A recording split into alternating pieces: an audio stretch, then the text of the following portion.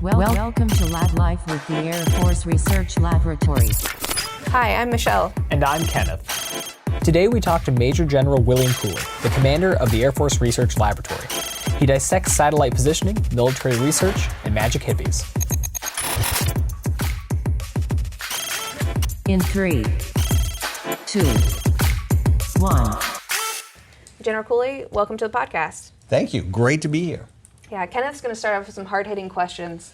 So, something I have to know. I heard you're a Lord of the Rings fan. Indeed. So we're wondering, to start off, do you think Tom Bombadil from Lord of the Rings, specifically the books, should have been in the movies? Well, I'm glad you asked that question. This is I am a huge fan of Lord of the Rings, and in fact, most holiday seasons, has kind of become a tradition, along with watching It's a Wonderful Life. We tend to watch the Lord of the Rings, the extended version or whatever. It's just as a wonderful escape with family, so we know it well, but that's the movie side. I will tell you, I am so pleased that Peter Jackson decided not to include the Tom Bombadil storyline in the film. And in fact, I would blame Tom Bombadil and for me never finishing the book to begin with. I got about halfway through the Fellowship of the Ring and just lost steam because it just went on, and it became more of a cure for insomnia than engaging. And so I think one of my favorite quotes it's attributed to Ben Franklin, but I think others have said this, is, if I had more time, I would have written a shorter letter. And so, it's very helpful when people can edit down to the real crux of the storyline. I think that's what Peter Jackson did by cutting Tom Bombadil out, and I completely endorse that decision. One of these days, maybe when I'm retired, I will go back and read the books in their entirety. But for right now, my position is cut out the fluff, and that's kind of the way I saw the Tom Bombadil character. That makes sense. I know it's a big point of contention with many readers, but many agree with you where it is kind of maybe a bit too much. Absolutely. Cut to the story, right? Life is too short to spend time on frivolous stuff, and that's kind of the way I see that character. Wonderful. We've drawn that line in the sand, so I'm glad we could start with this. Absolutely. So the next question we had then is the Air Force has a lot of fantastic acronyms. TRL, which doesn't mean Total Request Live with Carson Daly, it means Technical Readiness Level. And programs like Thor, Armor, Batman, it goes on and on. So do you have a favorite acronym, or have you ever been part of naming a project? Oh my goodness. Coming up with a favorite acronym would be hard. We have some folks who are very creative in coming up with acronyms. And I guess the one that comes to mind is SHIELD. And I don't know that I can even tell you what it stands for. It's basically the L in SHIELD stands for laser. It's a laser defense program that our directed energy folks are working on. But the acronym itself describes what it tries to do in very short, pithy statement. And so those are the best acronyms, when you can convey the basic idea of what you're trying to achieve within an acronym that actually spells something out. But as in the case of SHIELD, most people forget what the acronym actually stands for, but it conveys the idea that this is about defending aircraft with a laser system. And that would be a revolutionary capability for the Air Force, once we mature it and get it to that point. But that's one of my favorite acronyms, because it's a word. It's an English language word that we can actually understand and convey the meaning of what the project is about. Yeah, that makes sense. And SHIELD was just in the news too. Pretty big milestone. Absolutely. A very significant test of shooting down, missiles in flight to demonstrate that we could actually do this. We could actually achieve the power levels, and we understand the phenomenology. And the most important aspect of that is it anchors the modeling and simulation and analysis that we had done to convince ourselves that it's not just in the laboratory at the sort of the benchtop level, but when we actually take it out into the field in an operational environment, things behave and act exactly like we predicted. And so that's really the important part. But it's also quite impressive, what we were able to do with that capability. So that was a stepping stone to the next phase of the program, to put a laser system on an aircraft and be able to shoot down missiles in flight. What do you think, you get to talk about this amazing technology. What do you think the coolest part of your job is? I'm a technologist. I think the coolest part of this job is just getting to engage and understand all of the interesting technologies that are out there. Every time I get an opportunity to go out and interact with our smart scientists and researchers, I learn something. I learn something new about a technological area that is emerging with new opportunities. I'll mention the biology and the genetic editing kinds of things that in our understanding of bacteria and things like that. There's a great deal of investment in the commercial sector, but there's also defense applications that make a heck of a lot of sense in terms of and I'm not an expert in this field, so I'm probably going to not get much of this correct, but the whole notion that the gut biomes, the bacteria in our gut, can potentially influence not just our behavior, but our performance. And so the question is can we use that to ensure that our airmen are at peak performance when they need to be?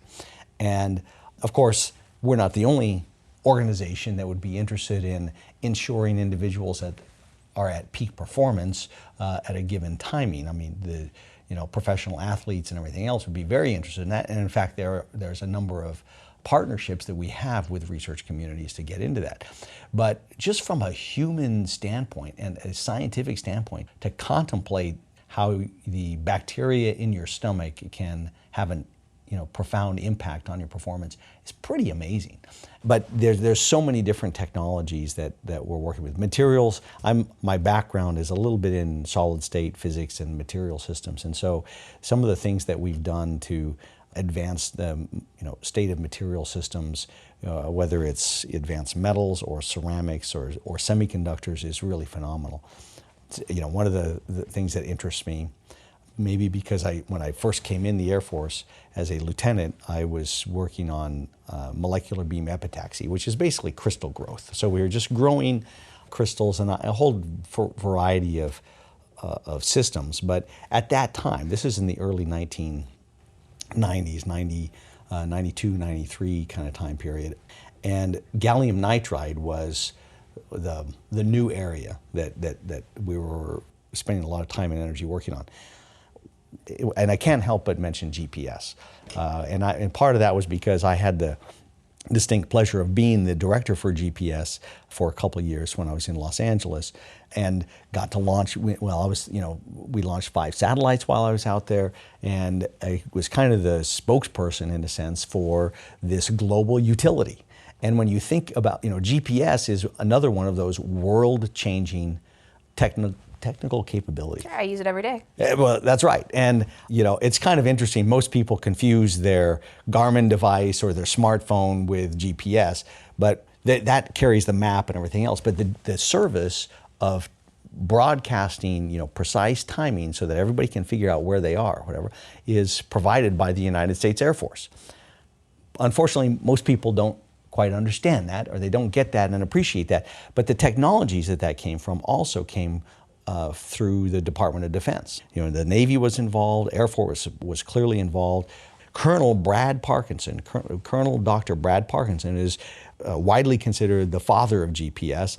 And in fact, there's a film that documents this. I think it's called The Lonely Halls on Netflix, is available for Prime, that you can go and it sort of documents how that decision was made, because there was a number of ways in which you could architect the position, navigation, and timing system. And there were, of course, adversaries, who wanted to go down a different path. But, this was in like the early 1970s. Fast forward to where we are today, one cannot imagine a world that is not supported by GPS. So much of what we do. While I was in, as the director of GPS, I got to learn all about precision farming. I had no idea this existed. But it turns out that farmers are, to a large degree, not even driving their tractors anymore, because they cannot drive them with the same precision that a computer aided with GPS can drive them. So it's very interesting, and this is worldwide, that they can directly put down fertilizer within a couple of centimeters accuracy, and thereby save not just on fertilizer, but on the potential runoff and the impacts to the environment and everything else. That's crazy. So when you can drive a tractor or a combine or whatever at that level of precision, use GPS and a technique called differential GPS, which sort of gives you that very, very high accuracy, it's phenomenal. And so it's revolutionized farming. And who would have thought that the decisions that Colonel Brad Parkinson made in the Pentagon and the decision that and the investments that we've made were going to enable all of that revolution. It's phenomenal. And you kind of touched on it, but what was it like being the director then of GPS, like knowing that this is really going to change the world? It was a crazy busy time and a lot of stress, but it was all very worthwhile because of the impact that it has globally. And the other exciting part about that job was it's not just the care and feeding of the current system. When you go out and use your GPS, you're getting the civilian signal, which is highly accurate, getting better every year, but we're also rolling out new capabilities that at different frequencies that are going to allow people to get a much higher accuracy signal of GPS. What that will enable is hard to know. One thing, for example, is self-driving cars, right? Right now, most people's GPS tells them, okay, I'm on such and such road. When you get an accuracy that is better than a 1 foot accuracy, right, on a continuous basis, that can tell you what lane you are in. And so, where is this going to go? How is this going to play out? I don't know. I don't pretend to know, but that's part of the excitement. Is innovators around the country and around the globe who take some of these capabilities and these ideas and turn them into the modern society that we have today. Yeah, that's crazy. And you touched on it best, saying how even with building GPS, you weren't sure that or didn't know that the farmers could use it the way they did. So who knows who could be using it in just a few years in exactly new spun out ways. Exactly. I think the interesting thing, in fact, one of the programs that we spend a lot of time and effort on is the OCX program, which is the sort of the next generation operational ground segment for GPS to make sure that it is very, very cyber hardened and is secure. And the reason for that, there's a good reason for that. So much of what we take for granted in modern society is predicated on GPS. And I mean, for example, many of the banks and the security systems use a highly accurate time tagging system as part of their security, which is fundamentally relies on GPS. And so making sure that we're not going to have some GPS hacked at the ground level that could potentially impact the entire constellation, that's critical. And in fact, that was one of the things that concerned me was I was going to wake up one morning and find out that something had been hacked or that GPS was broadcasting a bad signal. Interesting story. While I was there, the Russian GLONASS system was down for 12 hours or something. I can't remember exactly how long it was. Oh, wow. And what is that? So that's the Russia's version of GPS. Okay. It's called GLONASS, and in fact, it's in a very similar orbit, but they have not invested in keeping it, updated and fully populated and everything else. What was interesting is that the system was down for about 12 hours. The funny thing about that was almost nobody noticed. Oh, wow. Because nobody uses it. That's right? fair. If you cannot rely on a service like that, you're not going to use it. In fact, I remember we had photos of Russian pilots who had Garmin units in their cockpit because it was a reliable service. That is wild. Which is Seeing that photo. hurts your head a little bit, but actually I think it's a testament to exactly what we attempted to do with GPS, is to ensure that we provide this as a global utility to everybody. The interesting thing that I was concerned about potentially having GPS go down because it is a trust relationship. So many people rely on it. But in the case of GLONASS, when it went down, nobody was using it, so very few people noticed it. There's only some monitoring stations that noticed it. So now I don't know what they're going to be doing, but China's investing in a similar position, navigation, and timing system. called BeiDou, and they're trying to populate it. But largely, most of the systems, most of the receivers will accept both BeiDou and GPS and GLONASS and Galileo, which is the European version.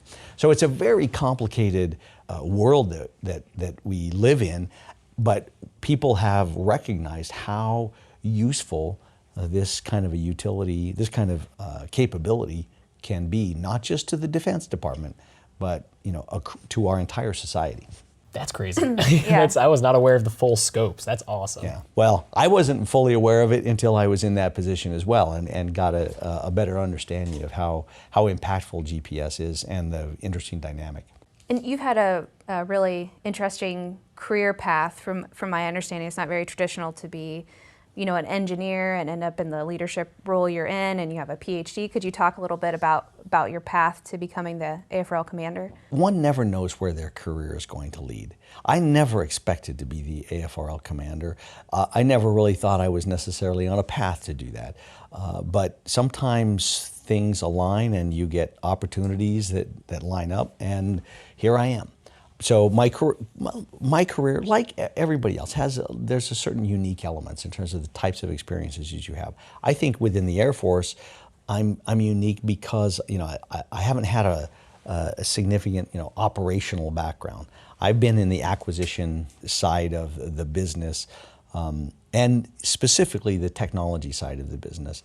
And there just are not very many other general officers in the Air Force. Well, I guess I could maybe be more specific. I'm not aware of any other general officer in the Air Force who has that same sort of technological background and heavy emphasis on the laboratory and advancing technology, research development, science, technology, those kinds of things. Going through the career, I never really expected it to play out this way. I think maybe the key element for me, the first part of my career was I was just interested in how everything worked. So even though I had done an undergraduate and master's in mechanical engineering at Rensselaer Polytechnic Institute and then at the University of New Mexico, once I got active duty and was exposed to fascinating things like photovoltaic solar cells, and in a sense, that's what inspired me to just want to understand how everything works. And the science discipline that helps you do that is physics. And so that's what I went to study. I went back to graduate school to study physics. I wanted to understand how lasers work, and at the molecular level, at the lowest possible level, to understand what makes some of these things possible. I'll just say that, why do I mention photovoltaic solar cells? Well, it's almost magic. When you think a photovoltaic solar cell is just a solid piece of, looks like glass, and how is it that you take this thing out in the sunlight and you hook up a couple of electrodes to it and you get electricity out, you get voltage and current, and that can drive something. I mean, it's just remarkable that going directly from sunlight into electricity.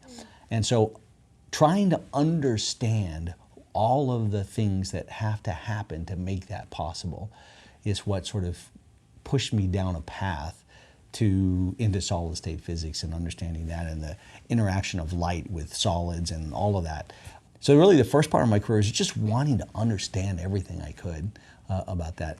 And then the next part of my career, I ended up in the big acquisition business of the Air Force, working satellite programs representing satellite programs at the Pentagon, working with Capitol Hill and briefing staffers, and working with the program office and within OSD.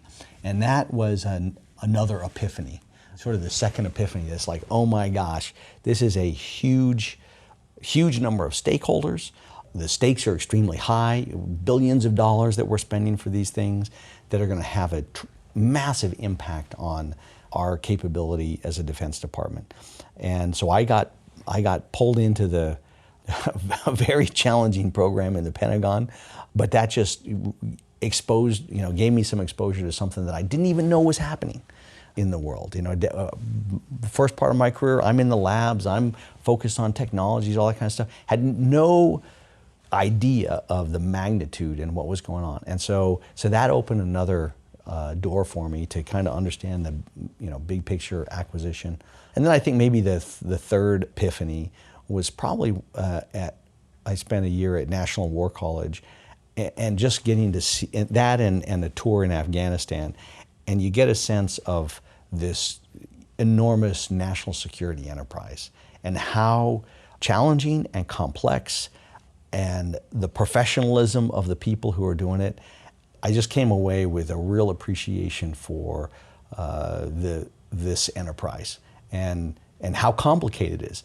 And there's a book, I think with Condoleezza Rice, I believe, wrote a book, Running the World, and from the National Security Council enterprise. And so when you think about the role that the United States plays and that national security enterprise, it's pretty remarkable. It's remarkable what all we do economically, diplomatically, in the intelligence community, the Defense Department. And so getting an appreciation for that sort of motivated me to say, hey, this is an opportunity to make a difference, hopefully a positive difference, not just to the people around me, but really to the nation, to the national security, and the globe, because the other countries look to us for leadership. They look to us as the professionals that make this possible.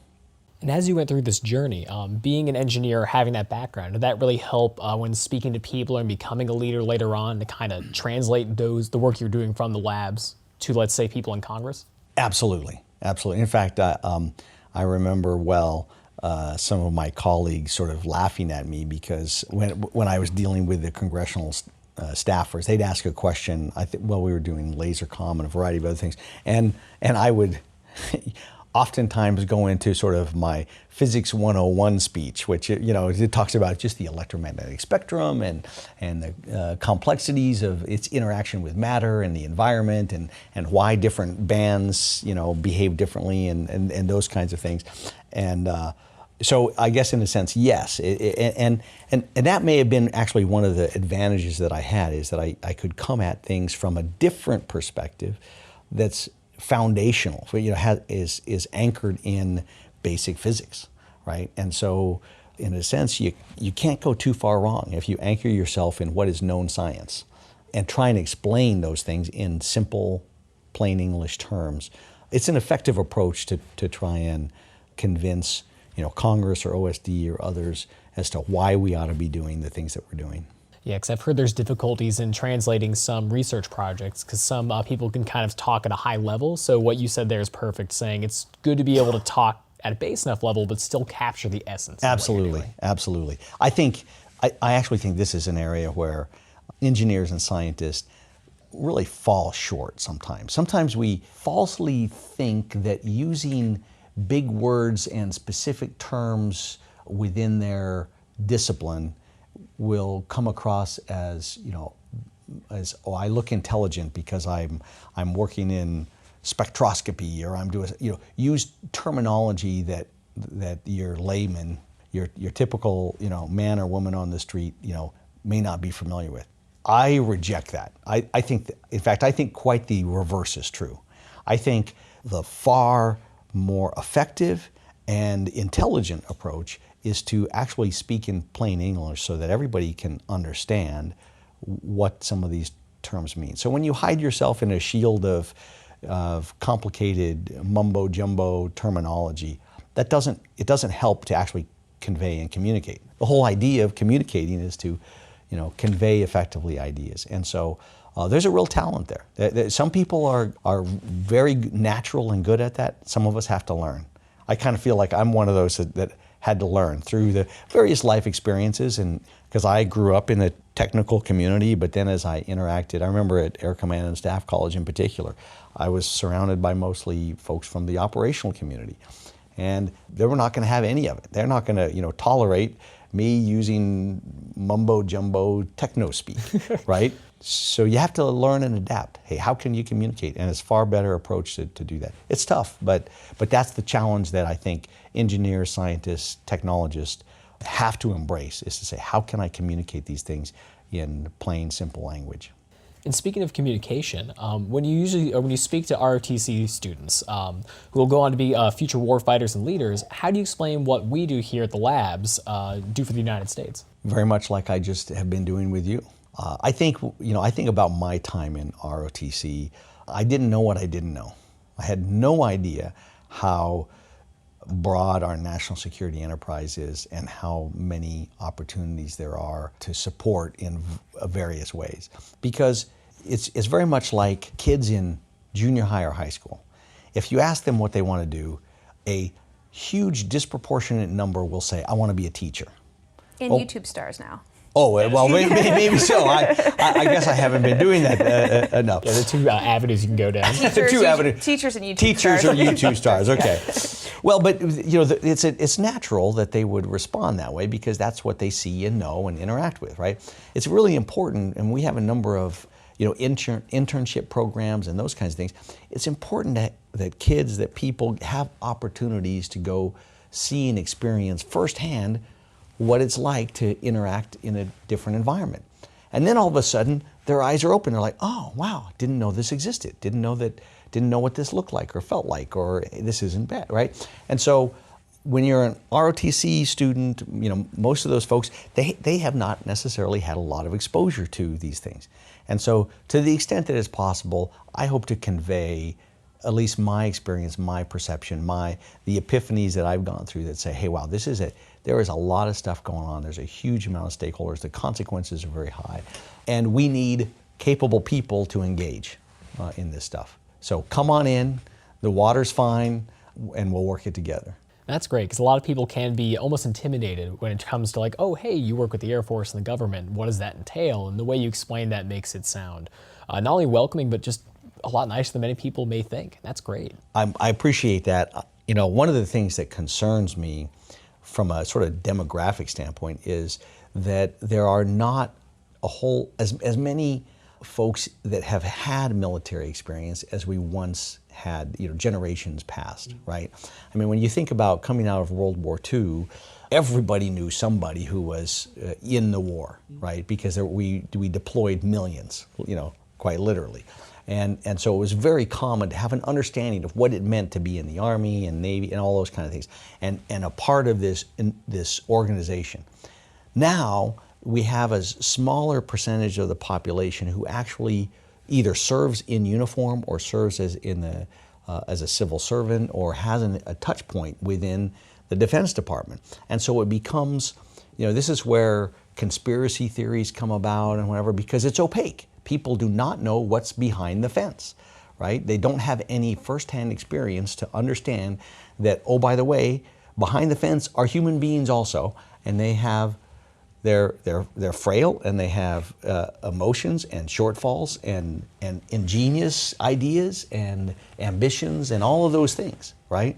And so I think it's healthy when we can have more interaction and less opaque relationship with the broader population. I think that's really, really important. And so I understand how it could be intimidating because you don't know.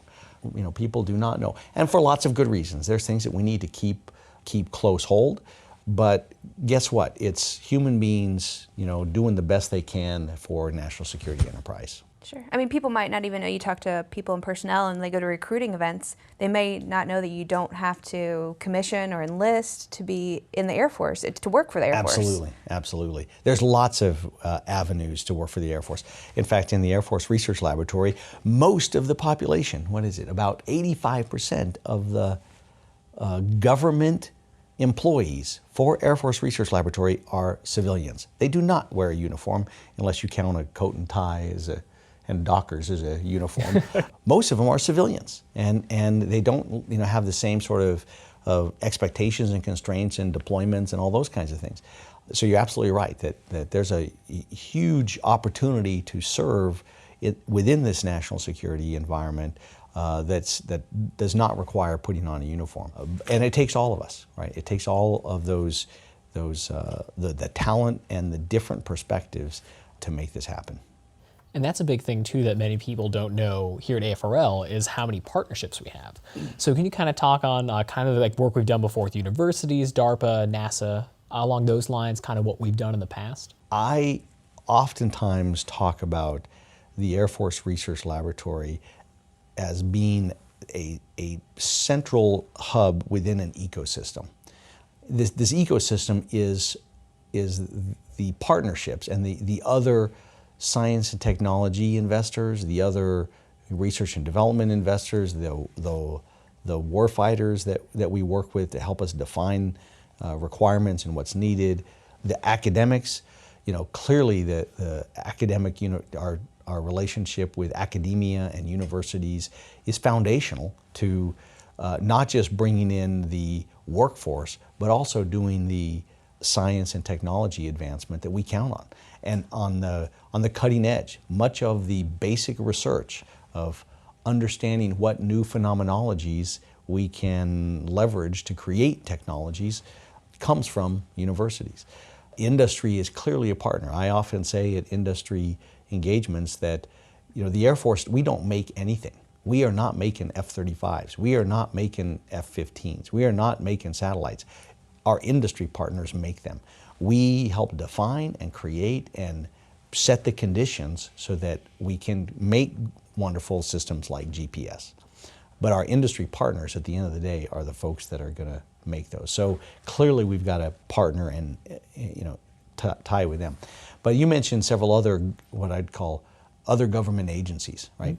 DARPA, National Science Foundation, NSA, our partners in the Department of Energy, the national labs, Los Alamos, Sandia, Livermore, Oak Ridge, many of those are also part of our science and technology ecosystem.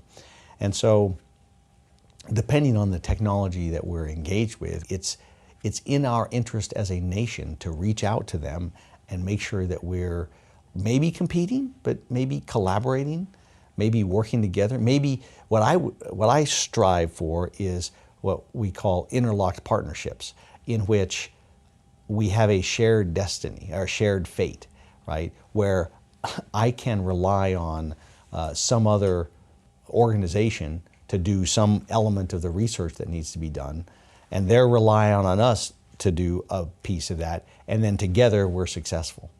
Because it's more efficient and effective if we can do that, versus both of us doing the same thing and spending the resources to do that. So there's a lot of examples of very successful partnerships. DARPA is one of our best partners because they are an investor directly in advancing science and technology and capabilities. And so the hypersonics activities that we have with them, whether it's scramjet engines or glide vehicles, we're partnered with DARPA really in a 50-50 cost-sharing arrangement where we're footing half of the bill and DARPA's footing half the bill, and we're advancing the state of technology together. So that's a terrific partnership. I would also mention the sister service laboratory. So Rear Admiral Dave Hahn at the Office of Naval Research is a terrific partner. He is my counterpart in the Navy. And they obviously make a lot of investments in science and technology, and so we're constantly looking for where can we partner together and leverage investments smartly for the defense of the nation. The Army, likewise, General Cedric Wins at CCDC is a terrific partner in terms of trying to make sure that we're making smart investments, whether it's in microelectronics and leveraging what we're doing together. And then I have to mention my Coast Guard counterparts. The Coast Guard has a much smaller budget and number of resources and people, but they are very much engaged in one particular area on the counter unmanned vehicle systems, or UAS, unmanned aerial systems vehicle, and they're a great partner for us to help do some testing and deploy things with them. So I'm glad you touched on all those. So you created LabSync. We kind of wanted to talk about what that entailed and how that works with the other defense research laboratories you just mentioned.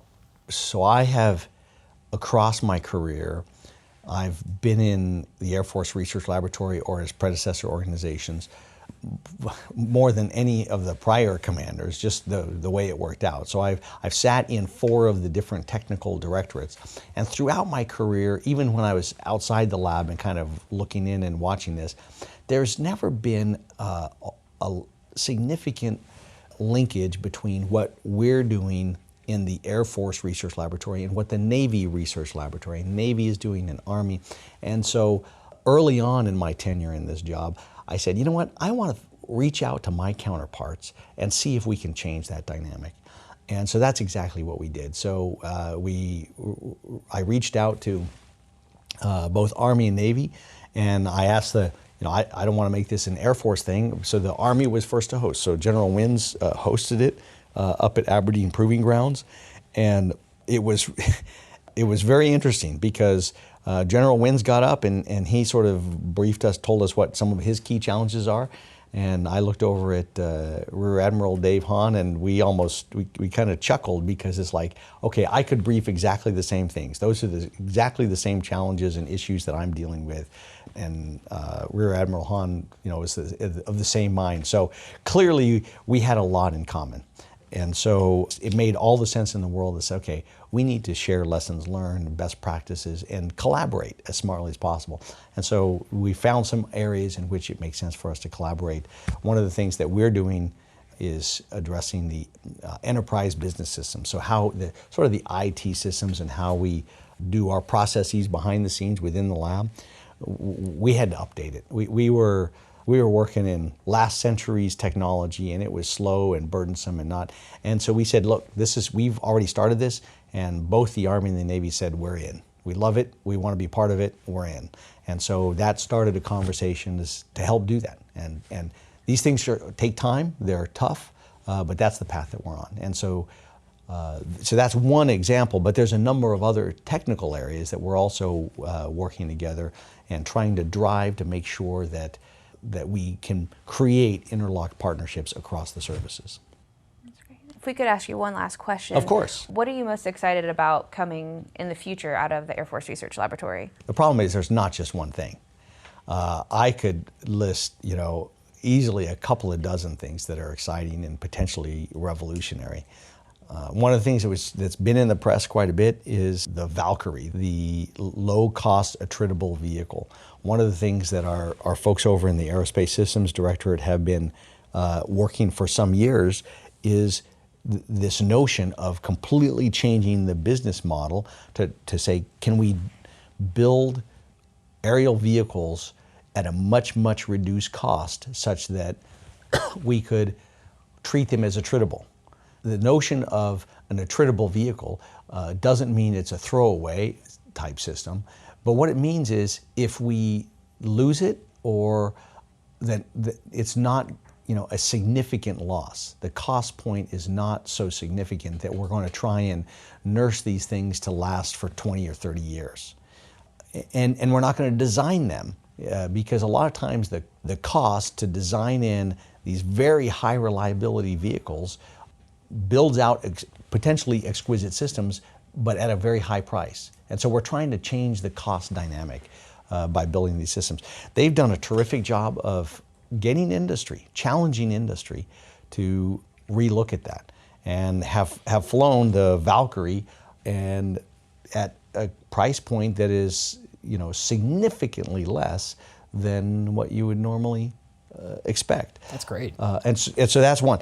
I can't hardly say enough about some of the science and technology and innovative ideas that we're doing to shape space. I would argue that much of the changing dynamics within DoD space have come from the thinkers at the Space Vehicles Directorate. The example I would highlight is Eagle, that was launched a little over a year ago and has brought, sometimes we call it a truck to space, right? By exploiting the ESPA ring, which is something that normally goes between the satellite and the rocket body itself, and using that as a flyaway spacecraft and doing multiple experiments around this thing, that's completely changed the dynamic for access to space. And there's a number of capabilities that they're bringing. We have another satellite going up later this month, the DSX satellite, that is based on the same basic idea of having an ESPA ring that's going to fly away. Hugely exciting experiment that I probably don't have time to talk about, but a scientific experiment to really interact with the radiation belts in a way that we've never done before. We mentioned SHIELD. SHIELD is a phenomenal capability to get a laser on an aircraft that can make a difference to defend itself. It's a huge step forward with a solid state laser. We've put lasers on aircraft, but the type of technology, the approach that you take matters. The airborne laser was a phenomenal research and development effort, shot down a missile, but it was a chemical factory on a 747, and that just is not particularly practical. And so this is really taking a different approach to it with a solid-state laser. Let me mention the Blue 111 is a great example of something from the weapons community in which the team down at Eglin did a phenomenal job. Dr. Brad Martin and Dr. Rachel Abrams are now sitting in the program office and making that happen. And they in a sense, competed with industry and won. And the program office is down a path with the design that they came up with to basically build a penetrating weapon system, low cost, built on a steel that was developed within Air Force Research Laboratory. Rachel Abrams was almost single-handedly developed this, what we call AF96, which is a type of steel that is the core of this next generation weapon system. It's phenomenal. In terms of designing, we designed 90% of this thing. We've done a sled test, went from design to production in 8 months. And so that's a particularly exciting kind of thing that they accomplished. The 711th Human Performance Wing, it just has some phenomenal researchers in. We talked a little bit about some of the human performance and the gut bacteria and understanding that, but that's just one small piece of it. The other piece I would mention that a lot of people don't know we do within Air Force Research Laboratory is the USAF-SAM mission. The School of Aerospace Medicine actually trains up the docs and the medical technicians to be able to deploy and take care of patients coming back, in flight from, on C-17s, coming out of theater, and all of the very Air Force unique battlefield kinds of medicine that we expect from our active duty docs. One other element of that is what they call C-STARS, and I can't remember the acronym, but it's effectively keeping our medical docs up to snuff and training, putting them in an environment in which they really get practiced in emergency medicine with gunshot wounds and those kinds of things. So we have a C-STARS in Baltimore, for example, where, as they sometimes say, we have an active knife and gun club so that our medical folks can actually get experience with treating those kinds of wounds and those kinds of patients. And so we've got it there in Cincinnati and St. Louis, got a footprint out in Las Vegas, so that we can train and make sure that our medical folks are ready to go. And that has been an extremely successful program, and so much so that it's not just for the Air Force. The other services are reaching out to us to leverage that training, other services and agencies, because it's been so successful.